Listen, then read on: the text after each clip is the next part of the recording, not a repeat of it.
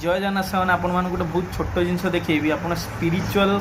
कहीं जा दरकार आप लाइफ में कहीं स्पिरिचुअल हवा दरकार सामान आप गोटे बहुत बढ़िया जिनस कह आप जिते भी रात शोया जाऊँगी निहाती आप लाइफ ड्रीम को भावतु आउ रात शोला पूर्व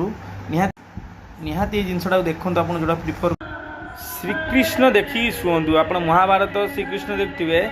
जो आप गीता जो कही गीता आप जाने श्रीकृष्ण जिते भी शुचंती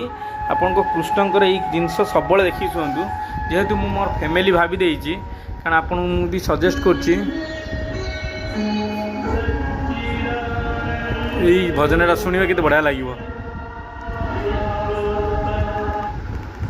तुम मुझे आगू कर दूची सबु बेले आप रात शोला बेले ये जिनस कि देखिए शुंतु आपन बहुत भल लगे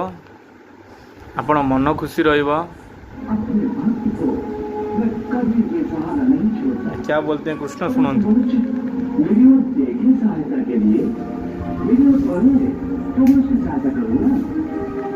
परंतु वो वीडियो देखने के बजाय अपने अहंकार में डूबा रहता है,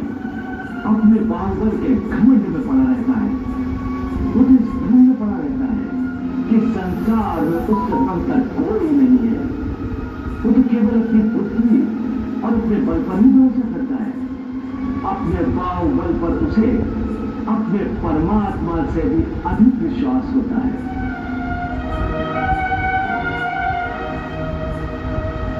अपने रास्ते से भटके हुए मनुष्य की सहायता के लिए आखिर तुमसे क्या चाहते हो? क्या तुम्हें सोने चांदी के चढ़ावे चाहिए? क्या तुम अपने भक्तों से स्वादिष्ट और पंच पकवान चाहते हो?